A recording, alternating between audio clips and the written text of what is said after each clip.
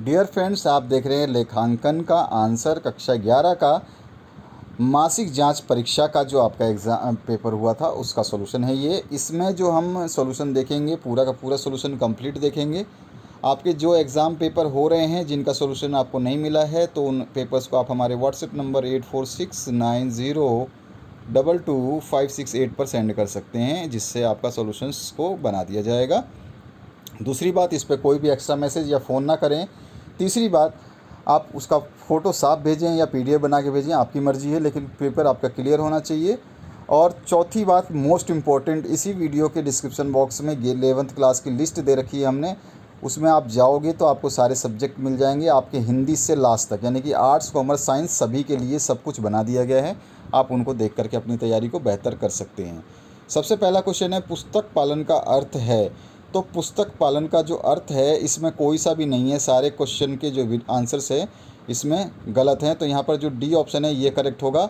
और यहाँ पर जो है व्यापारी के शादी का हिसाब पुस्तक में रखना, ये ऑप्शन गलत है। यहाँ पे ये ऑप्शन आना चाहिए था, व्यापारिक सौदों का हिसाब पुस्तक में रखना या हिस्सा पुस्तक में रखना। ये इसका जो ऑप्शन अगर ये होता तो ये ऑप्शन आपका सही था। इस बुक के हिसाब से ये ऑप्शन आना चाहिए था, ये ऑप्शन नहीं है, इसीलिए फिर उपरोक्त में से कोई नहीं, आंसर डी ऑप्शन करेक्ट कर देंगे। अगर ये ऑप्शन होता, ये वाला नीले कलर जो मैंने लिखा है, तो ये ऑप्शन करेक्ट होता। समझ में आ गया आपको। आगे बढ़ते हैं, लेखांकन सूचनाओं के उपयोग करता है। तो इन सभी के जो लेखांकन को जो यूज़ करते हैं, ये सारे के सारे लोग लेखांकन का यूज़ करते हैं, तो इसमें आ जाएगा डी, उपरोक्त सभी। इसके बाद में यहाँ पर दिया गया है नेक्स्ट क्वेश्चन में, 2 लाख मूल्य के माल के विक्रय के बाद वित्तीय वर्ष के अंत में अंतिम स्टॉक 10,000 है। यह एक कैसी चीज़ है? तो यह एक घटना है। इसमें ज़्यादा लेन देन नहीं दिखाई दी गई है, तो इसमें लेन देन नहीं होगा, यह एक घटना है। ए ऑप्शन इसमें करेक्ट हो जाएगा। चौथा जो क्वेश्चन है इसमें पूछा गया आपसे, लाभ से पूंजी में वृद्धि होती है और हानि से कमी, ये वचन सत्य है असत्य? तो बिल्कुल सत्य है। लाभ होगा तो वृद्धि होगी और हानि होगा तो कमी होगी।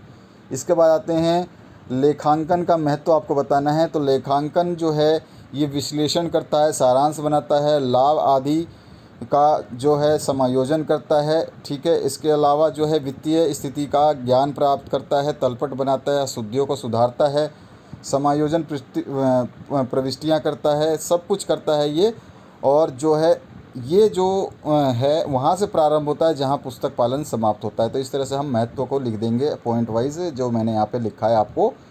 इसके बाद आते हैं, लेखांकन क्यों आवश्यक है। तो लेखांकन इसलिए आवश्यक है कि दुनिया भर में 50 लेन देन हमेशा, मतलब हज़ारों लेन देन होते रहते हैं और सारे लेन देन को हमें याद रखना बिल्कुल मुश्किल है। और उन लेन देनों के रख रखाव को करने के बाद में उससे लाभ जो होगा वो लाभ भी हमें निकालना होगा, हानि होगा उस हानि को भी निकालना होगा, सबका ब्यौरा हमें रखना होगा। इन सब चीज़ों को इन सब चीज़ों को मैनेज करने के लिए, यानी कि इन सब बातों की जानकारी के लिए लेखांकन की आवश्यकता पड़ती है। यहाँ पे मैंने लिखा है, बहुत मैंने सिंपल शब्दों में आपको समझा दिया। लेखांकन की परिभाषा दीजिए और लेखांकन की 2 सीमाएं आपको स्पष्ट करनी है। तो लेखांकन की जो परिभाषा है वो बहुत सारी हैं, जिसमें से मैंने 3-4 जो है लिख दिए हैं यहाँ पर। आपको जो अच्छा लगता है वो याद कर लेंगे। पी.एन. एंथोनी के शब्दों में है, लेखांकन पद्धति व्यवसाय की मौद्रिक सूचनाओं का एकत्रीकरण, संक्षिप्तीकरण और विश्लेषण एवं संप्रेषण है। ये एक जो है आपके पी.एन. एंथोनी के शब्दों में है, इंग्लिश में लिखा गया है, accounting system is a means of collecting, summarising and analysing and reporting in monetary terms the information of business. इस तरह से दूसरा जो हम परिभाषा अगर लेना चाहें तो विरमैन तथा डार्विन के अनुसार ले सकते हैं, लेखांकन को वित्तीय सूचनाओं को चिन्हित करने, मापने, अभिलेख करने तथा संप्रेषित करने के रूप में परिभाषित किया जा सकता है। इसका इंग्लिश वर्जन नीचे लिखा गया है। तीसरा लिख सकते हैं, American institute of certified public accountants AICPA, ये कभी कभी MCQ क्वेश्चन आ जाएगा कि ये लेखांकन सौदों, देखिए MCQ कैसे बनेगा, लेखांकन सौदों एवं घटनाओं को जो आंशिक रूप में अथवा कम से कम वित्तीय प्रवृत्ति के होते हैं, प्रभावपूर्ण विधि से एवं मौद्रिक रूप में लिखने, वर्गीकृत करने और सारांश में व्यक्त करने और उनके परिणामों की व्याख्या करने की कला है। ये कथन किसका दिया गया है, तो वहाँ पे आएगा AICPA, या मतलब ये पूरा का पूरा American institute of certified public accountants का है। ध्यान रखना है आपको, जो जो डेफिनेशन है उनको याद रखना है किसकी देन है, ठीक है। इसका इंग्लिश वर्जन यहाँ पे है। अब उसकी जो है सीमाएं लिखनी थी, तो दो सीमाएं हम लिख सकते हैं। पहली सीमा है सिर्फ मौद्रिक तथ्यों का लेखांकन में केवल उन्हीं घटनाओं और तथ्यों का लेखा किया जाता है जिनमें मुद्रा के रूप में व्यक्त किया जा सकता है। जो चीज़ें पैसे के रूप में व्यक्त की जाती है उन्हीं का लेखांकन किया जा सकता है, ठीक है। और वो कोई भी घटना व्यवसाय के लिए कितनी भी महत्वपूर्ण क्यों ना हो, उसका लेखा पुस्तकों में तब तक नहीं संभव है जब तक उसकी मुद्रा जो है वो कैसी हो, पैसे वाली हो, मौद्रिक हो, मापन हो सके, ठीक है। चाहे और कुछ भी आप इसमें एंट्री नहीं कर सकते। भूतकाल शल्य परीक्षण वित्तीय लेखांकन, भूतकालीन शल्य परीक्षण जो है इसकी बात करते हैं, तो यहाँ पर विश्लेषण प्रस्तुत करता है, ठीक है। यहाँ पर ये वाला हेड पॉइंट है, भूतकालीन शल्य परीक्षण। वित्तीय लेखांकन भूतकालीन शल्य परीक्षण प्रस्तुत करता है, अर्थात भूतकालीन समस्याओं हेतु यह भविष्य की योजनाओं की उपेक्षा करता है, यानी कि भविष्य में क्या होगा उसके बारे में इसकी उपेक्षाएं जो है मानी जाती हैं। तो दो इसकी जो है सीमाएं हैं। इसके अलावा और भी सीमाएं हैं, मैंने केवल दो ही लिखी क्योंकि दो ही पूछी गई थी। लेखांकन के प्रथम 4 उद्देश्यों को वर्णन करना है, तो इसके लेखांकन का प्रथम उद्देश्य व्यावसायिक लेन देनों का नियमित एवं सुव्यवस्थित ढंग से पूर्ण लेखा करना। एक तो ये हो गया, इसके बारे में लिख देंगे यहाँ से।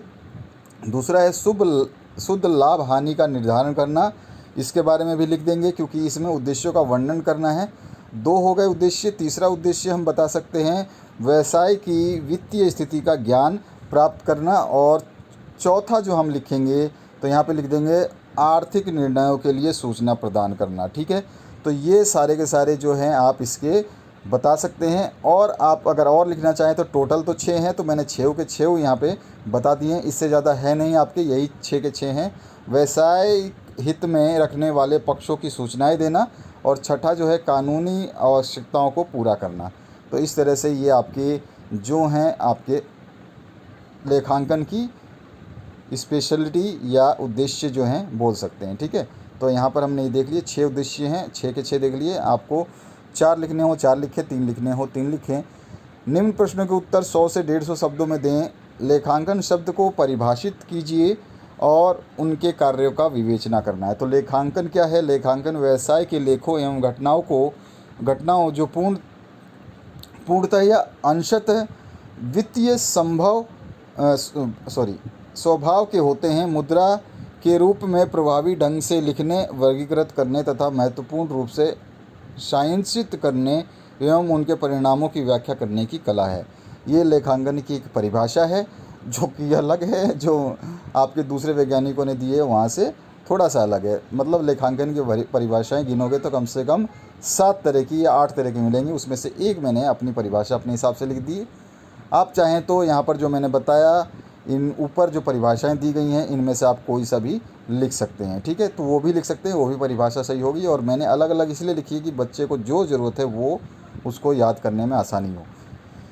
इसके बाद में इसमें कार्यों की विवेचना करनी है, तो लेखांकन के कार्य जो हैं यहाँ टेबुलर फॉर्म में दे रखी है, आप देख सकते हैं।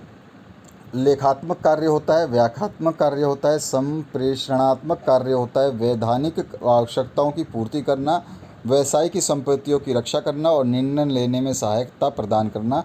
ये लेखांकन के कार्य हैं जो कि 6 भागों में बांटे गए हैं। और सबके ज़्यादातर के जो है आपके सब पॉइंट्स भी हैं। तो लेखांकन के कार्य में आ जाता है आपका व्याख्यात्मक, लेखात्मक और संप्रेषण और वैधानिक आवश्यकता। 5वां है आपका, 5वें और 6ठा ये पॉइंट है, ठीक है। 6ठे में और भी आ सकते हैं, अगर आप चाहते हैं अलग से लिखना तो ये और भी लिख सकते हैं, ठीक है। ये है आपके और भी पॉइंट। तो इस तरह से ये पूरा का पूरा कंप्लीट सॉल्यूशन है। दोबारा दिखा देता हूँ मैं यहाँ से। ये लेखांकन का पूरा चार्ट है जिसमें कार्यों को विश्लेषित किया गया है। अगर आप एग्ज़ाम में इस तरह से लिखते हैं तो आप समझिए कि आपको एक नंबर क्या मैं कह रहा हूँ, आधा नंबर भी एग्जामिनर 1/4 भी नहीं काट सकता, ठीक है। पूरा का पूरा बेस्ट बुक से मैं आपको सॉल्यूशंस देता हूँ। तो ये जो सॉल्यूशंस हैं आप देख सकते हैं इनको। सारे के सारे बोर्ड एग्ज़ाम के लिए जो बुक प्रिपेयर किए जाते हैं उनसे मैंने ये सॉल्यूशंस बनाए हैं। आपके हर सब्जेक्ट के उन्हीं से सॉल्यूशंस बनाने की कोशिश की जाती है। और 10वां जो है लेखांकन की विभिन्न शाखाओं की व्याख्या करनी है। तो लेखांकन के प्रकार या शाखाएं बोल सकते हैं। देखिए, शाखाएं बोले या प्रकार बोले, याद रखना है कि प्रकार या शाखाएं एक ही चीज़ होती है। तो लेखांकन के प्रकार या लेखांकन की शाखाएं क्या होती हैं? तो वित्तीय लेखांकन, लागत लेखांकन और प्रबंधन लेखांकन, 3 तरह की होती हैं मेन। तो इसके अलावा भी और भी होती हैं, तो उनको आप लिखना चाहें तो लिख सकते हैं। यहाँ पर ये तीनों के रूप में यहाँ पे सुव्यवस्थित किया गया है पूर्ण लिख करके आंसर को। तो आप इसको देख लेना, पढ़ लेना, कोई दिक्कत नहीं आएगी आपको। तो इस तरह से आप ये कंप्लीट सॉल्यूशन देख सकते हैं। और लेखांकन की अन्य शाखाएं या विशेषताएं जो है आप नीचे और थोड़ा सा देख सकते हैं। तो अगर आप चाहें तो ये भी लिख सकते हैं, अन्य में आता है ये।